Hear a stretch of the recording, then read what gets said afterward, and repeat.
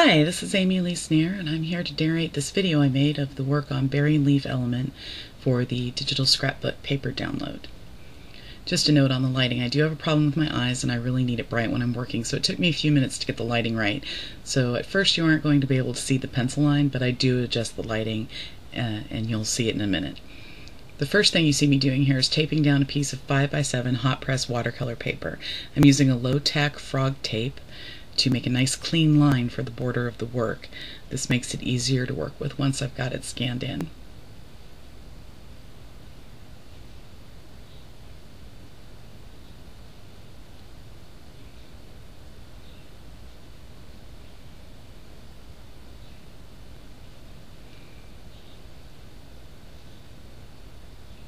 This is sped up, by the way. The video that you're watching is about 7.5 minutes, but the actual work time on the painting is about 42 minutes, and counting in the drying time, it took me about 2 hours to do.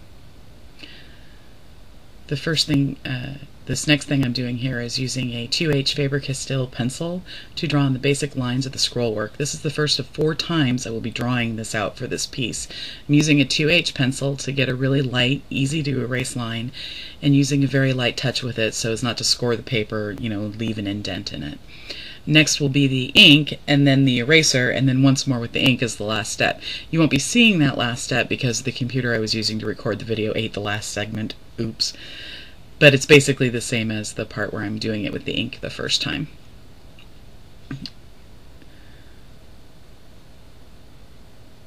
I'm going back in here and adding in the leaves and berry elements into the scroll work itself.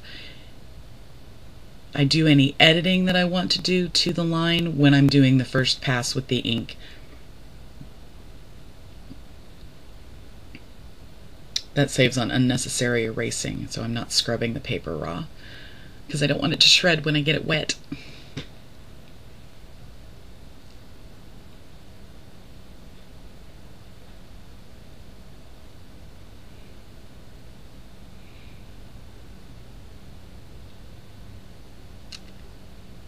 And there I've started with the ink line here with a 0.5 Copic multiliner pen in black ink.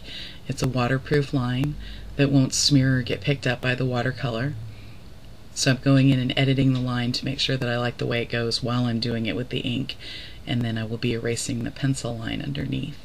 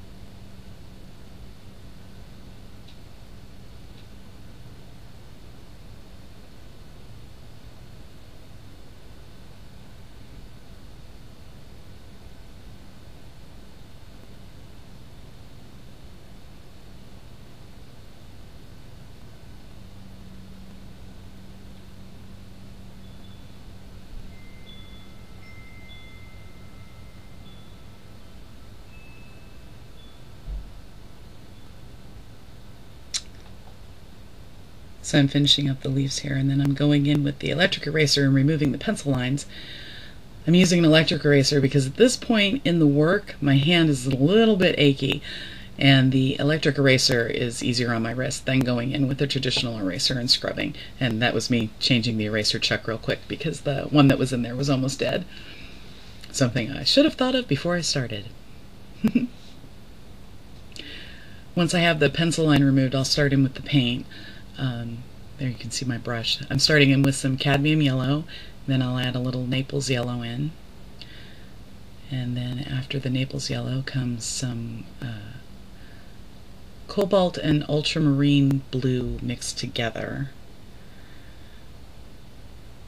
and then a little smear of rose madder to kind of get some pink into there, and then on the outside edge I'm using a dioxazine purple. Now you're going to see me going around and sort of smushing it around to shape it how I want it to look, to make sure I have the parts covered that I want covered and such. with each color. And then I'm going in with a dry brush and sort of squeegeeing it out a little bit to fade it and see. And then doing more shaping. Basically, the reason I do the ink outline first is so I can see how it will look with the ink as I work. So this part is a lot of me playing around till I get it where I want it in relationship to the ink line.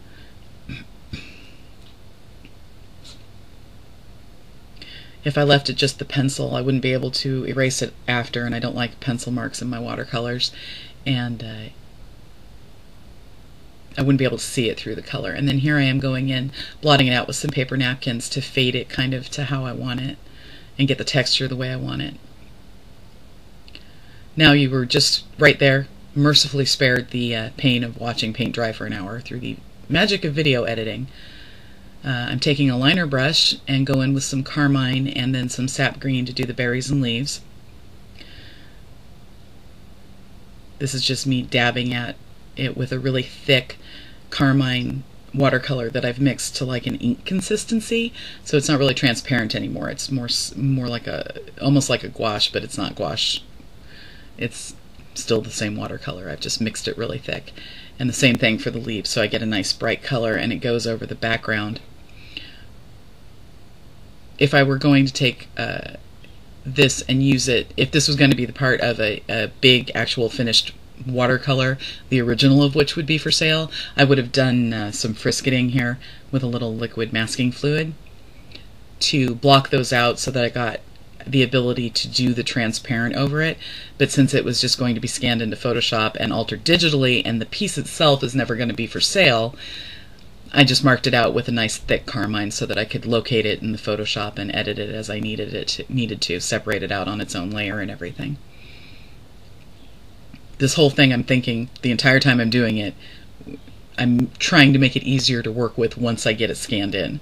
So a lot of the things I'm doing here aren't things I would be doing on a piece that was for sale. And there it is scanned in. That's the file I'll be working off of to make it into a scrapbook paper.